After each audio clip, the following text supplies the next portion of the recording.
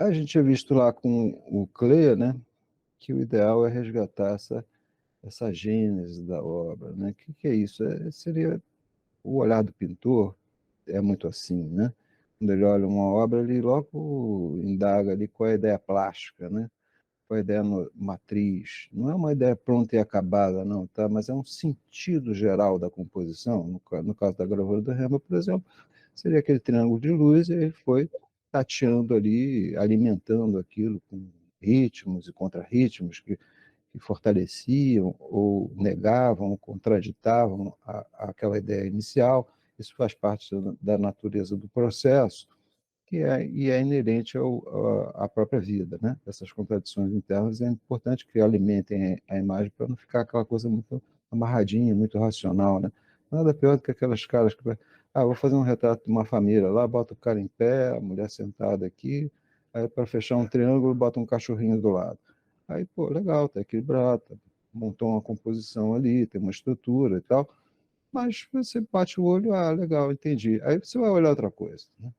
Agora, quando você olha uma composição, você pressente que tem um sentido, que tem uma lógica, que tem uma ordem, mas ela não está explícita, ela está oculta atrás das aparências, é muito mais natural que você se debruce sobre essa composição e não consiga largá-la até tentar desvendar o mistério, tentar desvendar esse sentido que a gente sente nascente.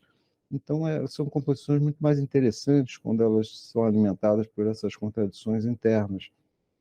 Isso enriquece o trabalho, não depõe contra. Esse esquema muito racional de equilíbrio da composição acaba sendo mais prejudicial do que alimentando a coisa com um interesse bacana, né? Então, eu queria continuar um pouquinho aqui na nossa reflexão aqui, sobre essa relação entre a forma e o conteúdo, que eu acho que é um pouco da pedra de toque do pensamento do pintor, se ela não for utilizada no sentido demasiadamente racional ou instrumental, como se fosse uma técnica. O ilustrador, às vezes, faz isso. Ele encontra lá uma linguagem, um processo, e acaba repetindo aquilo, mudando o tema, mudando o assunto, a narrativa que está sendo trabalhada, mas trabalhando mais ou menos da mesma maneira, usando esses princípios no sentido técnico. O pintor não, ele explora, o Delacroix fala sobre o Rembrandt, né?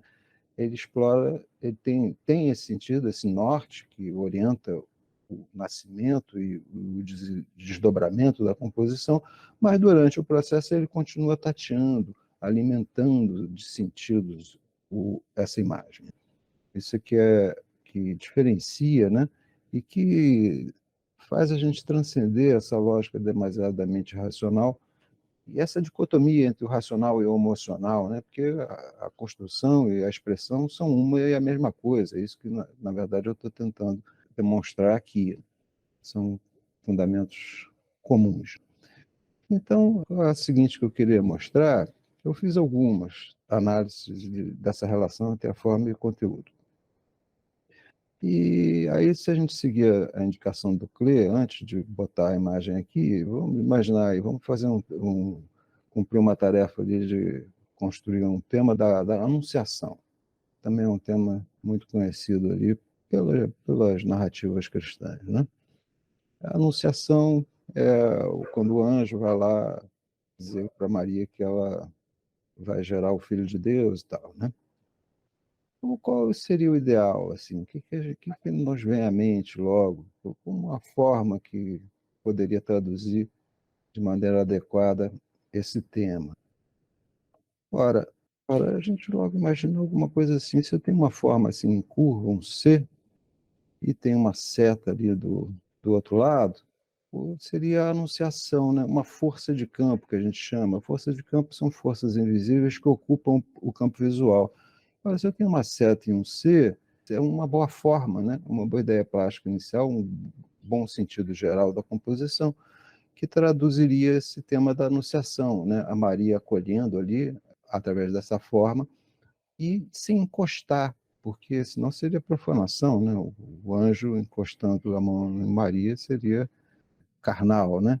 Então tem que ser alguma coisa à distância. Então a força de campo é um excelente recurso força de campo são essas forças invisíveis de uma seta, por exemplo, ou da direção de um olhar. As próprias formas têm contidas, isso a gente vai ver na próxima aula, as próprias formas têm contido essas forças de campo. Eu estou adiantando aqui, né? Então seria uma coisa assim. Aí vamos lá. Aí a gente bate o olho numa anunciação do Greco. Ora, ele faz exatamente isso. Ele vai fazer essa forma de um grande C aqui, e o anjo é transpassado por forças que empurram naquela direção, né? Como se fosse uma seta indicando ali, indo na direção da estrutura da Maria. Então, ele está seguindo ali aquela mesma estrutura. Por que eu estou puxando essa segunda hipótese? Porque, nesse caso, em vez de a gente ficar em cima de uma imagem, nós vamos ver outras também. Vou dar uma olhada agora, que é também o tema da anunciação, né? Ora, a Maria também, vamos pegar logo aqui o detalhe, depois eu volto no todo. A gente vê que esse miolo aqui todo é feito com uma linha muito levinha, é uma linha muito clara, né? Isso é uma têmpera, tá? Então, essa área inteira aqui, você vê as linhas são clarinhas ali, né? Umas linhas muito leves aqui, né? Que estão trabalhando ali na imagem, aqui, né? São linhas muito leves que dão uma espécie de um vazio, com exceção da mão, né? A mão tem branco ali, é mais trabalhado, aí dá uma maior densidade, e a mão da Maria está nessa posição de acolher uma criança. E no todo, a gente vê que isso aqui forma um grande C, é um vazio aqui que acolhe esse movimento de entrada do anjo. O anjo tem o joelho dele, né, que forma uma espécie de uma seta também que vai naquela direção, mas esse movimento é contido, esse movimento de anunciação do anjo é contido. A Maria está ali acolhendo, inclusive com a própria posição das mãos, nessa posição de acolhimento de uma criança no colo, né? Esse movimento é contido por diversos fatores. Primeiro, essa vertical aqui da coluna que separa, né? Seria o mundo humano, onde está a Maria, mais plano. Aqui a gente sente mais profundidade, tem essas fugas aqui, né, que jogam para cá para dentro, né? Aí esbarra ali na parede e elas querem, ajudam nessa força de campo que vai na direção da ocupação ali do vazio aberto pela Maria, né? E esse espaço aqui do anjo todo, do fundo do anjo, é todo, remete à profundidade. Então, isso também tem relação com o tema, né? A profundidade é ligada a esse mundo mais espiritual. E esses planos paralelos ali à boca de cena, que são paredes ali que vão se sobrepondo, denotam mais esse mundo mais terreno, mais pão, queijo, mais da terra mesmo. Agora, não só essas fugas, mas aqui o próprio anjo também, ele cruza os braços aqui, tem um X aqui, né? E ali também, esse eixo do anjo com esse eixo aqui da perna e da asa, também cria um X, é um ponto de estabilidade ali. Ele não ousa denotar, né, contato do anjo com o corpo de Maria. Maria acolhe, recebe o Espírito Santo, mas não há um contato direto.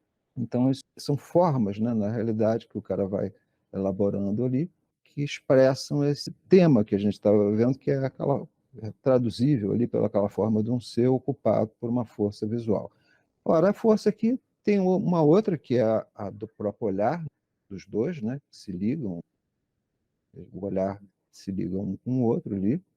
A gente tem essa horizontal aqui também, que atravessa tudo, que vem desde lá da cerquinha, atravessa ali o anjo, vai, isso também estabelece uma ligação, e a própria asa do anjo, que é uma grande curva que quer ir na direção daquela faixa ali que está na cabeça da Maria, né, fazendo uma curva que também estabelece uma ligação. Esses são os elementos que ligam, né, que propiciam a ligação entre o anjo e a Maria. É bem craneado, não tem nada de ingênuo ali, né, no cara. Agora, vamos ver aqui um Botticelli, trabalhando sobre o mesmo tema. Botticelli gostava de temas mais pagãos, né? Nascimento da Vênus, primavera, ele trabalhava em cima de temas não cristãos, que eram até questionáveis pelos cristãos da época dele, mas ele gostava desses temas pagãos. Então, ele vai trabalhar esse tema da Anunciação o esquema é o mesmo, né? A Maria forma um C ali, mas a gente sente que a Maria está meio que se esquivando, né? Está fugindo, está assustada. E o anjo está agachado ali, tem o joelho dele ali também, que vai naquela direção, e a mão dele está num eminente ponto de contato. O anjo mais parece um felino ali, pronto para dar um bote, e a Maria assustada, fugindo. Então, é uma solução que, plasticamente, transmite uma outra mensagem, né? Usa os mesmos recursos da força de campo, mas não tem tanta reverência, tanto respeito em relação ao assunto. Ora, o Greco a gente viu que tem essa força aqui que vai nessa direção, mas ele também não ousa tocar na Maria. Não tem uma coluna ali? Não tem uma coluna, mas tem um espaço profundo aqui, dado por essa perspectiva aqui, né? O ladrilho todo, a borda lá da pedra, tem um ponto ali de profundidade que separa o anjo da estrutura da Maria. E a mão do cara, em vez de ir na direção da Maria, ela morre aqui, indo na direção dessa luz aqui. É a luz que toca o corpo da Maria e toca na sua cabeça, vem por cima, não tem nada a ver com a estrutura corporal. Então, o Greco também tem uma certa reverência, um certo respeito ali pelo tema, né, pelo assunto, para não denotar um aspecto mais sexual, digamos assim, né? Então ele faz essa referência. Então tem essa íntima relação ali, a gente vê três caras trabalhando mais ou menos em cima da mesma ideia plástica, assim, utilizando a força de campo, com abordagens diferenciadas, com soluções plásticas pessoais de cada um, mas então essas ideias às vezes são aquilo que eu falei na aula passada, né? São essas hipóteses de trabalho, são ideias provocadoras, né? Que não encerram uma solução plástica, não. São soluções plásticas diferentes, cada um vai achando a sua, vai interpretando a coisa da sua maneira, mas em cima de uma mesma hipótese, em cima de uma mesma ideia. Então, essas hipóteses são interessantes porque elas nos projetam, né? Nos dão ideias. Né? Se a gente for fazer um tema da anunciação, a gente pode se apropriar de uma determinada hipótese e dar uma solução nossa, expressionista, abstrata, às vezes até, entendeu? Que não tem nada a ver com as soluções plásticas dadas, mas que foram alimentadas por essa compreensão dessa relação, na realidade, que existe entre a forma e o conteúdo. Mas, nesse caso, também a gente tem o apoio de uma narrativa, que é a história que está lá na Bíblia, né, da Anunciação, que facilita a brincadeira, né, de criar essa relação entre forma e conteúdo. Mas se a gente pegar um pintor moderno, então isso não acontece? É a pergunta que se faz. Né? Vamos pegar aqui uma outra aqui. Um pintor moderno, como Morandi, vai fazer uma natureza morta com garrafinhas. Garrafinhas, pô, não tem assunto nenhum, é um tema neutro. Né? Entretanto, a gente começa a olhar a estrutura da composição, né? E começa a ver que ela é fundamentada em cima de verticais, né? A gente tem essas intensas verticais aqui, né? Que sobem, essas cá, né? E horizontais, né? Horizontais que atravessam ali. Não está bem horizontal, está caindo ligeiramente para a borda, né? Está ligeiramente inclinada para cá. E essas garrafas da direita, daqui, né? Ela tem uma força que empurra elas para dentro da composição, para o lado esquerdo, né? Essa e essa aqui também, tá? Essa também está inclinada para dentro da estrutura. Então, dá a sensação que essas duas garrafas estão meio com medo. Aqui, como se fosse uma água escorregando que quer cair para cá, para fora, quer cair da mesa. Né? Aqui tem a borda da mesa, né? Que é um limite, né? E é como se tivesse tudo escorregando para cá e essas garrafas aqui estão com medo de cair e se inclinam ligeiramente para dentro. Né? Então, o Morandi é um pintor moderno, né? Ali do início do século XX, da primeira metade do século XX, e trabalha esses temas animando a imagem como se os objetos dele fossem personagens que têm uma relação ali mais viva ali, como se tivesse uma personalidade, fossem atores numa cena, né? Vamos pegar aqui uma outra, porque ele repete um pouco isso. uma outra composição, né? Tem um grupo aqui de maior, né? Esses dois caras aqui cercam essa garrafinha mais feminina, né? Ela é mais sensual, ela tem linhas mais curvas, né? E tem essa textura aqui no meio que tem os brancos, né? Ora, o que contrasta com o branco? É o preto, né? Então, esse cubozinho aqui parece isolado do grupo, né? Isso aqui tem que ter um contraste tonal aqui, né? Entre esses dois elementos. E essa aqui está cercada como se fossem dois soldados ali guardando ela, né? Acolhendo ela, e há uma integração entre esse grupo, e enquanto há um isolamento desse pequeno módulo aqui, que dá essa coisa como se fosse um cara que está sendo afastado ali do grupo. Ou nessa outra daqui também, tem um monte de garrafinhas aqui do lado direito, do lado esquerdo, e tem uma vermelha escondida ali atrás, né? É como se fosse um grupo de pessoas assim com um certo uniforme, uma certa roupa meio padronada em amarelo, né? Amarelos e brancos mais luminosos e tal, que estão batendo uma fotografia. Aí vem um cara estranho ali que está com uma outra roupa, os caras botam ele lá para trás e escondem o camarada, né? Então, o próprio jogo das formas vai alimentando essas composições com um determinado conteúdo. E isso fica até mais explícito se a gente pegar uma natureza morta de um braque, por exemplo, que não é muito comum na natureza morta haver essa implicação entre a forma e o conteúdo. Quer dizer, esse animar a imagem com um determinado conteúdo que é afetivo até, né? É como se fossem personagens mesmo, né? Se a gente pegar um Braque, a gente vê que a atitude é bem diferente, né? O Braque vai refazer a forma, né? Tem uma maçã aqui, tem uma, uma taça ali, né? Tem uma terrina ali que é para acolher as frutas, né? Aquelas bacias para acolher fruta e tal.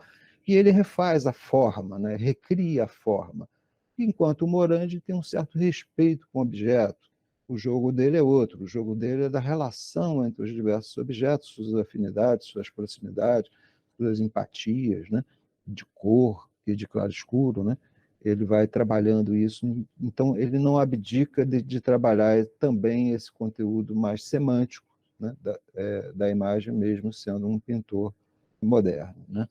Então acontece simultaneamente ali também no modernismo, apesar da tendência do modernismo enfatizar mais essa atitude do Braque de refazer a própria forma, né? Neutralizando ali qualquer aspecto semântico, isso não é uma possibilidade exclusiva dentro do modernismo. Mas nessa época a tendência era essa, né? De repensar a própria elaboração dos meios de expressão, né? Como o local próprio da criação. E isso culmina na Escola de Paris. A gente tem autores, por exemplo, como o próprio Braque, que está aqui, né? Essa obra é mais ligada a uma atitude mais cubista. Por exemplo, o Braque e o Picasso iniciaram no cubismo, mas eles não pararam ali, eles continuaram em frente e foram desdobrando outro tipo de trabalho que a gente não pode. Isso é uma figura do Braque, não é mais cubista, não segue os princípios do cubismo. Ou o Picasso também não segue os princípios cubistas. No final, eles estavam desenvolvendo uma linguagem mais singular, mais original mesmo, que não vem de nenhum estilo, nenhuma escola, nem gerou escolas. Né? O cara está ali, desenvolveu uma linguagem singular mesmo dele, que não deve nada a ninguém e nem reflete numa sequência. Assim como o Braque, como o Picasso, nós temos vários ali que são o que a gente chama da Escola de Paris, né? O Matisse, né? Nesse caso aqui, o Matisse, que também, da mesma maneira, começa fomentando ali a estética do fauvismo, né? Que é o uso da cor mais radical, mas também depois se afasta, abandona aqueles princípios muito teóricos, muito amarrados, e acaba explorando uma linguagem mais singular e pessoal. Ou a gente tem, eu vou botar vários aqui só para vocês terem uma noção. Esse é um Bonnard, tá? Um grande colorista, também grande pintor, também não deve nada a ninguém. A gente tem o nosso Chagall, né? Grande colorista também. totalmente diferente do Bonnard, do Matisse, do Picasso, do Braque, né? Outra plástica, outra pesquisa, outra ideia, é pessoal, né? O, o Chagall também começa cubista e depois acaba desenvolvendo uma linguagem dele. Nós temos o Sutini, vou pegar os principais aqui, né? Que é caracterizado ali como expressionista, mas é original também na medida em que esse tipo de expressionismo só foi mesmo feito com ele. Ah, claro, o Modigliani, elegante, né? Linear, lembra muito, a gente vai até ver isso, a plástica do Botticelli, né? O mesmo modo de usar a linha, usar as propriedades da linha vão ser explorados por Modigliani num outro sentido. A gente tem um Rouault totalmente diferente dos demais e trabalhava sob estopa, sob uma matéria mais radical, né? Também é desse grupo. O Clint, enfim, tem vários ali, né? Botei aqui Clint, também é singular, né? Trabalha mais em cima de padrões misturados. O Monk, que explora esse significado das formas, né? Aqui a gente tem uma cabeça mais desenhada, o que dá a essa forma daqui, que é estritamente abstrata, o significado de cabeça, mas ele não faz a cabeça ali, né? Ou essa de cá, né? Essa outra de cá é até mais explícito, né? O Rufino Tamayo é mexicano. Ele trabalhou um tempo em Paris, mas depois ele volta para o México. Também está nesse grupo aí, entre as duas grandes guerras, né? Que é considerado a Escola de Paris e que desenvolve essas linguagens assim, sem sem estar muito atrelada a um determinado estilo e sem gerar nenhum estilo muito amarrado, né? Kokoschka, né? Outro expressionista, mas é diferente do Sotini. O nosso Klee, né? O nosso Klee aqui que está servindo aqui para nossa base teórica. O Morandi, que a gente já viu, mas no Brasil a gente tem o Portinari, é dessa época também, né? Também tem uma forte influência do Picasso, mas ele tem muita coisa que não tem nada a ver com o Picasso, tem um modo de representação do espaço que o Picasso não tinha, então ele faz as experiências dele meio independente também do jeitão dele, né? Cada um buscando o seu jeitão. O nosso de Cavalcante também aqui no Brasil, né? Então a gente vê que houve essa ênfase, né, nessa reelaboração da linguagem, esse fundamento ali de recriar a linguagem, brincando com esses elementos visuais. Eu vou até tirar daqui, mas para a gente. Isso não diz respeito diretamente hoje a Cavalcante. Mas o que é isso? Né? Esse brincar com os elementos da linguagem nada mais é do que um modo de utilizar linha, tom e cor. Né? Um utiliza de um jeito, outro puxa a pincelada mais radical, outro trabalha com espaço mais em profundidade, o outro usa a direção compositiva da linha, outro brinca com a proporção das formas, inventando ali proporções alternativas. Isso é que vai desdobrando os vários encaminhamentos da linguagem, cada um vai assando o seu território ali, onde se sente mais à vontade para fazer esses mesmos elementos interagirem de maneira diferenciada, gerando um estilo diferente. Bom, então, se tem esse momento ali de nascimento desse pensamento, que é o museu propiciado pelo advento dos museus, um foco ali que acaba culminando nesse coisa, mas antes isso não havia, claro que também havia, né? Mas não era o foco central, não era o princípio fundamental. Se pegar um Leonardo, por exemplo, ele é original ali, mas ele não inventou o classicismo, ele não inventou a linguagem, ele levou aquela linguagem que estava sendo elaborada, que foi nascente lá em Giotto, lá atrás, a um nível insuperável, digamos assim, um nível alto, né? Ele, Miguel Ângelo, Rafael, mas não, ele não estava preocupado em inventar uma linguagem própria, singularizada. Então, cabe a gente botar isso meio em suspenso, tá? Porque se no passado, um exemplo mais radical ainda, um pintor egípcio, né? O pintor egípcio não estava preocupado em criar uma linguagem singular. Ele estava lá preocupado em fazer aquele esquema, né? Que é quase as figuras são quase feitas como hieroglifos, né? Como letras, né? Que são colocadas ali com um determinado significado. Então, eles não estavam preocupados em ser original. Você chegar para um pintor egípcio e falar para ele, ó, você tem que ser original, você tem que inventar uma linguagem própria, ele vai olhar para você e não vai entender coisa nenhuma. Da mesma maneira que hoje a gente chegar para um pintor moderno e pedir para ele seguir regras, como os egípcios faziam, né, princípios plásticos, e eles também não vão entender. É claro que há essa transformação da linguagem da pintura. O Leonardo é diferente do Rafael, que é diferente do Miguel Ângelo, cada um está usando lá os seus elementos, mas esse não era o foco principal, não havia essa preocupação. Isso se destaca e se ressalta ali na primeira metade do século XX, né? Por conta de toda essa situação que a gente está analisando aqui. Mas no passado havia também uma certa originalidade do uso dos elementos visuais, mas não com essa preocupação exagerada, né? Como se isso fosse a função, isso fosse um sinônimo de criação. Não é só reinventar, você não precisa, na verdade, reinventar linguagem nenhuma. Você pode até seguir um determinado estilo, uma determinada linguagem. Então, é assim que o Leonardo seguiu e deu uma boa produção, né? O Rembrandt seguiu também os princípios do Barroco, não foi ele que inventou, vinham lá de trás.